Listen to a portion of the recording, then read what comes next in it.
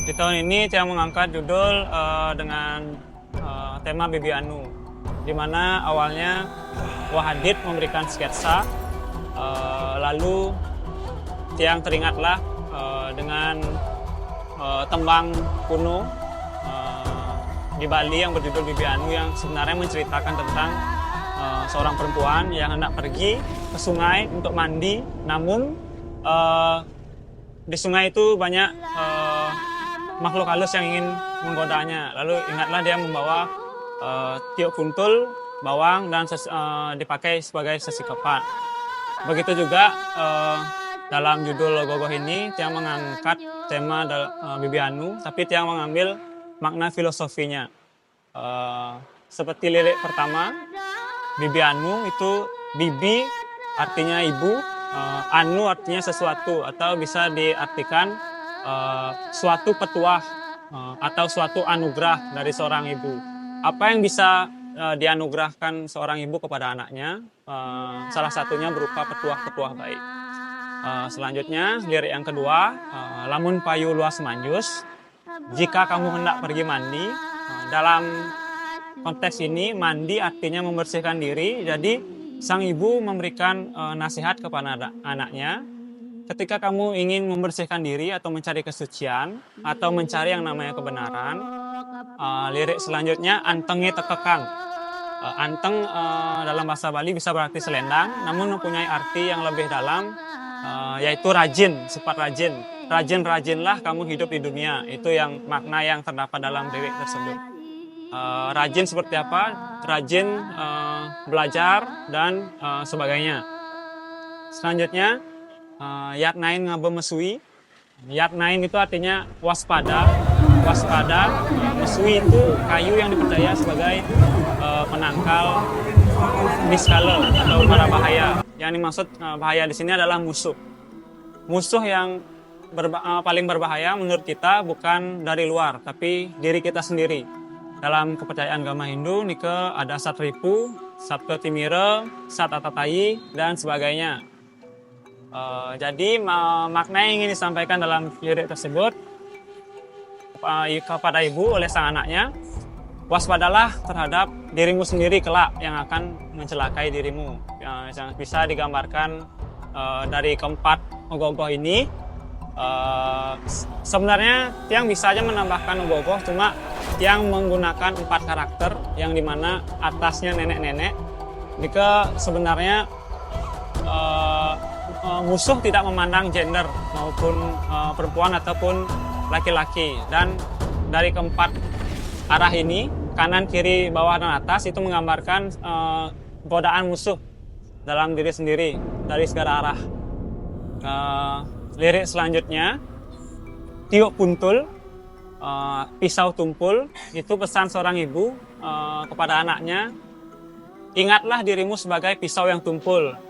Ketika kamu lahir, jika kamu sudah ingat seperti pisau yang tumpul, diapakan dia? Harusnya disangih atau ditajamkan. Itu dalam bahasa Indonesia. Jadi makna dalam untuk dari seorang ibu kepada anaknya, teruslah menganggap diri sebagai pisau yang tumpul. Jadi teruslah mengasah dirimu seperti pisau yang tumpul agar menjadi tajam. Seperti yang Tiang katakan tadi, dengan cara belajar di masa muda. Lirik yang terakhir, ya, bawang anggen pasikepan. Bawang itu berarti bawo, bawo itu artinya kewibawaan. Sesikepan itu senjata. Jadi ketika kamu sudah berpikir tumpul lalu menjadi tajam, berpikir bodoh lalu menjadi pintar, dari jalan kegelapan, maka kamu akan bertemu jalan yang terang. Di sanalah kamu akan bertemu yang namanya kewibawaan itu sendiri. Seperti yang disampaikan atau digambarkan dalam gogoh ini, jika ada sentir atau lampu, Nika sengaja Tiang berikan untuk menunjukkan seperti orang yang kegelapan, dia akan tersandung. Begitu juga orang yang sudah mengetahui atau mengetahui cahaya itu akan menemui jalannya. Jadi cahaya yang di sini yang dimaksud adalah apa? pengetahuan. Jadi ketika orang sudah mengetahui atau punya kemampuan yang baik, dia akan menemui jalan yang terang. Begitu juga kenapa Ogoh-ogoh ini tokoh yang cewek atau sang ibu yang dibasahi air. Diket yang menggunakan filosofi sebelum dia memberikan petuah kepada anaknya, alangkah baiknya ibunya terlebih dahulu yang membersihkan dirinya baik lahir maupun batin. Awal pengerjaan dari Nuasen kira-kira tanggal 1 Desember kita sudah mulai proses pengerjaan. Lalu untuk konstruksi kita menggunakan besi sebagai media utamanya seperti tahun-tahun sebelumnya. Menggunakan besi, ada sedikit gerakan-gerakan, kita menggunakan mesin juga. Dan bahan-bahan pokok di Ogoh-ogoh tetap menggunakan bambu, kertas, plester, sama clay. Ya, untuk ramah lingkungan lah, kita tetap menggunakan itu.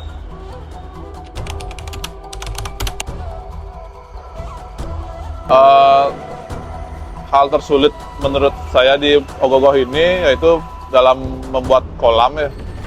Dalam pembuatan kolam itu karena kita menggunakan bahan-bahan ramah lingkungan, sedangkan kita harus menampung banyak air dan juga di sekitar kan bakal basah tuh. Makanya lumayan tuh waktu pembuatan sekitar 1 bulan kurang lebih untuk di kolam aja. Ada ya kadang bocor, terus kita tempel lagi pakai waterproof, terus ya kira-kira 1 bulanan untuk ngurusin kolam aja sih.